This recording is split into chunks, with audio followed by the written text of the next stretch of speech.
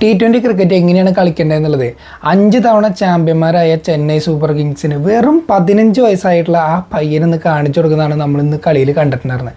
വെറും 15 വയസ്സായിട്ടുള്ള ആ പയ്യൻ 15 ബോളിലാണ് 50 അടിച്ചിട്ടുണ്ടായിരുന്നത്. അതായത് IPL third most fastest 50. Chennai ആദ്യം കപ്പ് എടുക്കുമ്പോഴേ അത് 2010 അന്ന് വൈഭവ് സൂര്യവംശി ജനിച്ചിട്ട് പോലുമില്ല.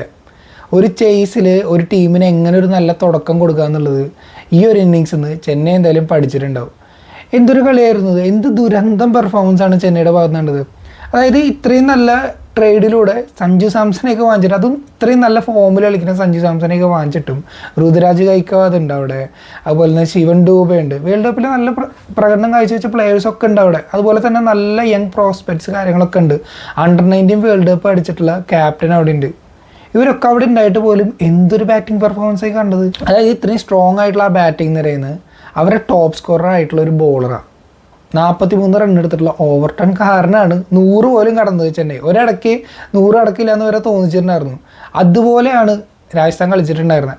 അതായത് കൃത്യമായിട്ടുള്ള പ്ലാനോടുകൂടി ഓരോ പ്ലെയേഴ്സിനെതിരെയും എങ്ങനെ പന്തെറിയണം എന്നുള്ളത് റിയാൻ പരാഗ് കാണിച്ചെന്നു. റിയാൻ പരാഗ് ആ ഒരു രീതിയിലാണ് കളി മുഴുവൻ എക്സിക്യൂട്ട് ചെയ്തിട്ടുണ്ടായിരുന്നത്. ഏതൊക്കെ ബോളേഴ്സിനെ എപ്പോൾ കൊണ്ടുവരണം, ഏതൊക്കെ പ്ലെയേഴ്സിന് എന്തൊക്കെ വീക്ക്നെസ് ഉണ്ടെന്ന് കണ്ടുപിടിക്കാനും അതിനനുസരിച്ച് ഫീൽഡ് സെറ്റ് ചെയ്യാനും പ്രഷർ ക്രിയേറ്റ് ചെയ്യാനും വിക്കറ്റ് എടുക്കാനും എങ്ങനെ ഒരു ക്യാപ്റ്റൻ കളിക്കണം എന്നുള്ളത് പരാഗ് കാണിച്ചെന്നു. വളരെ ദുരന്തം പെർഫോമൻസ് ആയിരുന്നു ചെന്നൈയുടെ ഭാഗത്ത് നിന്ന്. തുടക്കം മുതൽ തന്നെ അവർക്ക് റണ്ണ് കണ്ടെത്താനായിട്ട് പറ്റുന്നില്ല.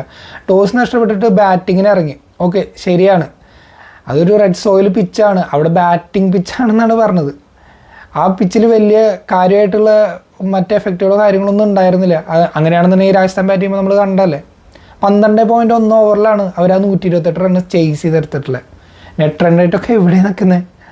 അതായത് ആദ്യത്തെ 2 കളിയിൽ ബാറ്റിംഗ് പിച്ചിൽ നമ്മൾ കണ്ടു 200-ന് മേലെയും 220-ന് മേലെയും സ്കോർ എടുത്തിട്ടും ടീമുകൾക്ക് അത് ഡിഫെൻഡ് ചെയ്യാൻ പറ്റുന്നുണ്ടാകുന്നില്ല. അപ്പോഴാണ് ചെന്നൈ 127 റണ്ണും കൊണ്ടുവരുന്നത്.